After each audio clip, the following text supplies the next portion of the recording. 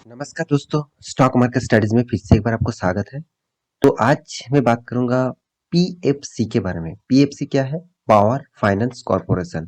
तो power finance corporation देखा जाए तो एक गवर्नमेंट ओनरशिप का कंपनी है। मतलब इस कंपनी के ज्यादातर हिस्सेदारी गवर्नमेंट के पास है। तो इस कंपनी के बारे में बात करूंगा क्योंकि एक फाइनेंस सेक्टर है और वो भी पावर इंडस्ट्रीज में। मतलब जितने सारे पावर कंपनी है उसका फाइनेंस का काम टोटली इस कंपनी करते हैं। तो वीडियो को पूरा देखिए क्योंकि कंपनी ने एक बहुत बड़ा अपडेट यहाँ पे आपको दे चुके हैं। तो वीडियो को लास्ट तक देखना और अभी तक आपने इस चैनल को सब्सक्राइब नहीं किया तो जरूर सब्सक्राइब कर लेना क्योंकि आपको daily basis stock market information और अपडेट चाहिए तो इस चैनल में बने रहिए। तो चलो देख लेते हैं आज के स्टॉक के बारे में। तो सबसे पहले मैं वीडियो शुरू करने से पहले यही कहूंगा, अभी तक आपने इस नीचे टेलीग्राम के लिंक के ज्वाइन नहीं किया तो जरूर जाके ज्वाइन हो जाइए। आपको वहाँ पे डेली बेसिस इंटरडे लेवल में कॉल मिलेगा और साथ ही साथ अभी तक आपने डीमेट अकाउंट ओपन नहीं किया उसका लिंक भी नीचे मिल जाएगा, वहाँ पे जाकर अभी ज्वाइन कर सकते हैं। तो सबसे पहले मैं चार्ट पैटर्न के ऊपर चला जाता हूँ। देखिए कंपनी ने एक गुड न्यूज पेश किया, उसके लिए मार्केट में अप टेन होना चाहिए था, फिर भी देखिए इतना ज्यादा डाउनफॉल, मतलब जबरदस्त गिरावट, करीबन 1% तक गिरावट देखने को मिला। देखिए 1%, आप कहेंगे सर 1% में क्या गिरावट है, इस तरीके से तो चलते रहते हैं। हाँ ठीक है, मगर यहाँ पे सडन जो गिरावट है, मतलब धीरे धीरे करके गिरावट होता तो चलता। सडन गिरावट मतलब जबरदस्त माल बेचा गया। तो इसका कारण कारण क्या है मैं आपको जरूर बताऊंगा। तो कारण पॉजिटिव होने के बाद भी यहाँ पे गिरावट का जो माहौल क्रिएट हुआ, तो उसके बारे में मैं यहाँ पे आपको बात करने वाला हूँ। तो देखिए सबसे पहली बात, एक्चुअली देखा जाए तो 5 दिन का चार्ट पैटर्न कंपनी का ओपन कर दूं तो 5 दिन में कंपनी शानदार रैली देखने को मिला। 3.5%, 4% भी बोल सकते हैं क्योंकि आज के दिन 1% गिरावट हो गया तो 4% भी अब बोल सकते हैं। तो 4% का तेजी था और एक मंथ में तो कंपनी लॉसेस दिया 5% तक, और 6 मंथ में कंपनी करीबन 19% तक लॉसेस दिया, और एक साल में कंपनी करीबन 18% का लॉसेस आपको दिया है। 5 साल में कंपनी 21% का लॉसेस, और मैक्सिमम चार्ट पेमेंट कर दूं तो ऑब्वियसली प्रॉफिट में है।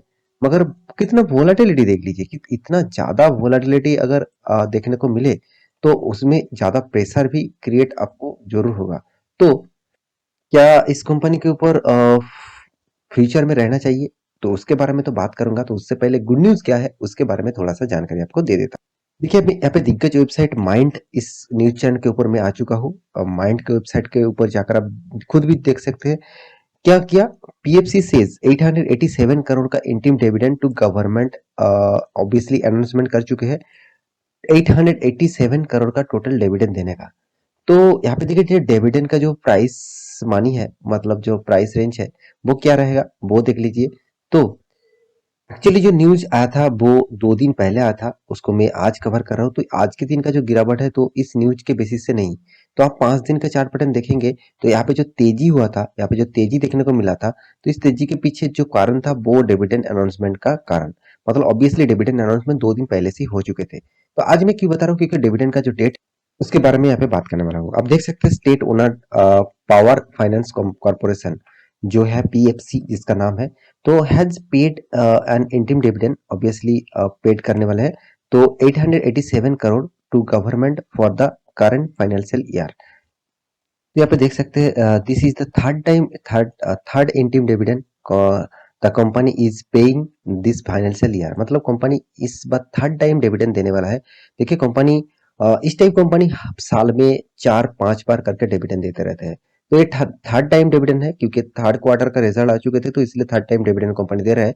तो नंबर फोर्थ क्वार्टर के रिजल्ट आएगा तो फिर भी एक बार डिविडेंड दे सकते हैं अगर कंपनी का अच्छा खासा प्रॉफिट हुआ तो यहाँ पे देखिए कंपनी का जो डेटा है उसके हिसाब से कंपनी टोटल पेड करने वाला है, has paid 333 crore and 370 crore and the first and second interim dividend.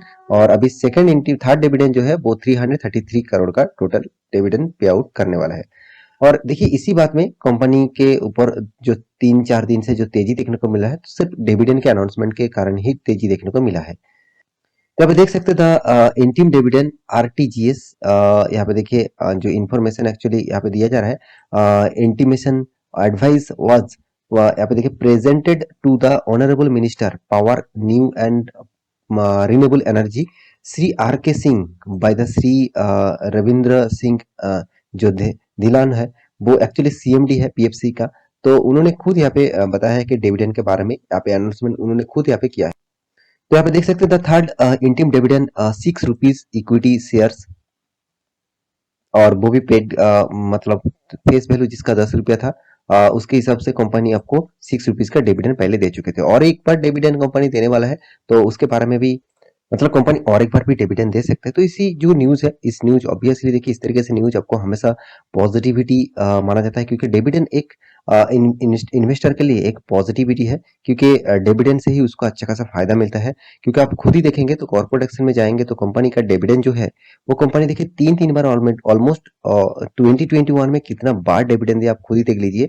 मार्च में दिया ₹8, जून में दिया ₹2, और अगस्त में दिया ₹2.5, करीबन ₹2.25, और एक नवंबर में दिया 2.50, और फरवरी में 2022 में ₹6 का डिविडेंड दिया। मतलब क्या है, मतलब कंपनी बहुत ज्यादा बार, बहुत ज्यादा टाइम कंपनी डिविडेंड देते आए हैं।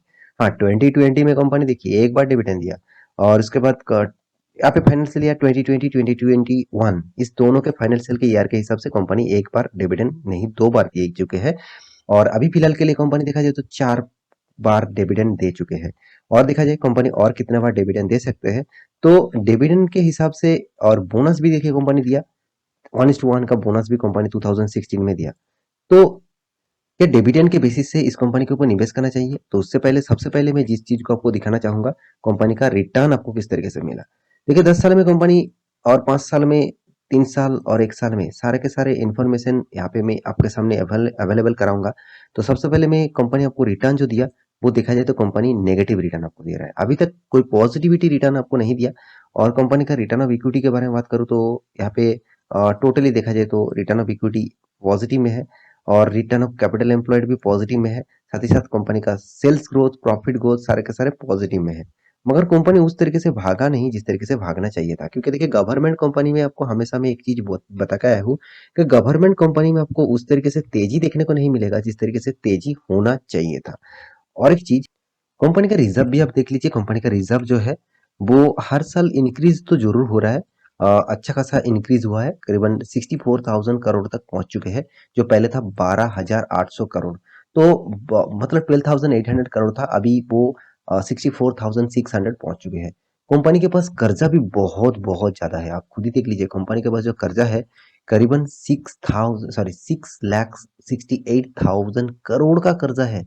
इतना बड़ा कर्जा लेके बैठा हुआ है कंपनी। तो इसीलिए मैं इस कंपनी के ऊपर बहुत नेगेटिविटी हुई। देखिए आप जरूर कहेंगे सर फाइनेंस कंपनी है, उसको तो कर्जा लेना ही पड़ता है, मगर इतना बड़ा कर्जा 9.93, और कंपनी के एनुअली इनकम तो अच्छा है, फिर भी देखिए कंपनी के हाथ में कैश नेगेटिव में है। इस बात को भी तो आपको देखना चाहिए कि कंपनी के हाथ में पैसा कितना है। अर्निंग पर शेयर ₹52 दे रहा है, ठीक है चलो मान लेता हूँ। कंपनी का बुक वैल्यू देखिए 255 है, और करंट प्राइस देखिए 111, मतलब बुक वैल्यू के नीचे, बहुत नीचे कंपनी ट्रेड कर रहा है, मतलब 50% नीचे कंपनी ट्रेड कर रहा है। इतना ज्यादा नीचे ट्रेड करेंगे तो कंपनी का ग्रोथ होने का चांसेस फ्यूचर में जरूर है, मगर कितना ज्यादा तेजी से ग्रो करेगा उसका गारंटी कोई नहीं दे पाएगा। तो इसी बात को मैं आपको बार बार बताते आया हूँ। तो कंपनी एक गवर्नमेंट ओनरशिप का कंपनी है, कंपनी छोटा मोटा है, क्योंकि 29,000 करोड़ का इसका मार्केट कैपिटलाइजेशन है। तो आप एक आईआरएफसी जो रेलवे गवर्नमेंट का भी फाइनेंस कंपनी है, और भी देखिए आईएफसीआई, वो बहुत सारे कंपनीज है, तो दोनों ही वे यहाँ पे जो दिग्गज सारे जितने सारे कंपनीज है, वहाँ पे देखा जाएगा IRFC and power finance company दोनों ही गवर्नमेंट कंपनी है, और एक रेलवे गवर्नमेंट के साथ जुड़े हुए हैं, और एक पावर सेक्टर गवर्नमेंट के साथ जुड़े हुए हैं। तो अभी कंपनी के जो साल भर की जो परफॉर्मेंस है उसके बारे में बात करूं, तो कंपनी का सेल्स देखिए कितना शानदार है। हर साल में कंपनी का सेल्स बढ़ते जा रहा है, मगर कंपनी का जो इंटरेस्ट है वो इतना ज्यादा कंपनी को पे करना पड़ रहा है कि उतना ज्यादा इनकम होने के बाद भी कंपनी का हाथ में मार्जिन जो है, वो नेट प्रॉफिट जो है, वो बहुत कम होता जा रहा है। प्रॉफिट तो हो रहा है, मगर उतना ज्यादा प्रॉफिट नहीं हो रहा है जिस तरीके से कंपनी ने सेल्स किया, क्योंकि 75,000 करोड़ का सेल्स किया, और एक्सपेंस भी देखिए मात्र 7,600 करोड़ का एक्सपेंस हुआ।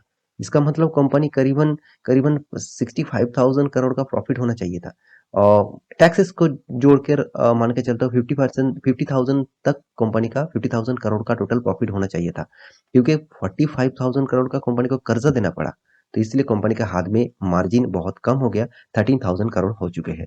तो इस बात मैं ज़रूर कहूँगा कंपनी के इन्वेस्टर के लिए। तो सारे के सारे इन्फॉर्मेशन आपके सामने मैं रख चुका हूँ। सिर्फ एक ही बात कहूँगा, कंपनी फाइनेंस सेक्टर से जुड़े हुए हैं और गवर्नमेंट सेक्टर के साथ जुड़े हुए हैं। तो इसीलिए उतना तेज़ी आपको इस कंपनी में देखने को मिल भी सकता है और कभी भी ना भी मिल सकता है, क्योंकि मैं बहुत दिनों से देखिए बहुत दिनों तक आप स्टडी करेंगे तो कंपनी अप में गया फिर से डाउन, अप में गया डाउन, मतलब कंपनी कितना वोलेटिलिटी है। तो आप इस कंपनी से दूर ही रहे तो अच्छा है, क्योंकि इससे अच्छा और भी बहुत सारे कंपनीज आपको मिल जाएगा, उसके ऊपर आप स्टडी करके निवेश कर सकते हैं। बाकी आपकी मर्जी, आपके पैसे, आप खुद रिस्क लेना चाहते हैं तो ऑब्वियसली आप इसके ऊपर स्टडी करके रिस्क ले सकते हैं। तो आशा करता हूँ सारी जानकारी आपको मिल चुका है। तो मेरा वीडियो अच्छा लगे तो लाइक करना, दोस्तों के साथ शेयर करना और इस चैनल को फटाफट जाकर सब्सक्राइब भी करना। मिलते हैं नेक्स्ट वीडियो, तब तक के लिए अच्छे से रहिए, अपने ख्याल रखिए, बाय बाय।